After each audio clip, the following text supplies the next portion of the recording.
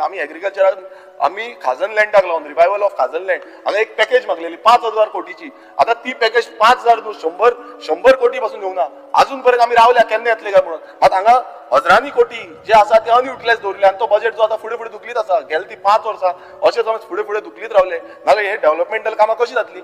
आमी सॉल्ट पेन्साचो एक विशय घातलेलो. जो सॉल्ट पेन्साक आमकां रिवायवलाक तेका पयशे जाय आनी तो पासून ह्या फायनान्शियल हितून तो घातलेलो ना. सो ते कशें जातले जेन्ना इतलो फंड उरता मात तो घालिना. आमी हेरिटेज ब्रिज आमचे कुर्का आसा जावं आमचो हांगा शिरगांव आसा ह्या हेरिटेज ब्रिजाचे प्रपोजल घातला आनी PWDन घातला.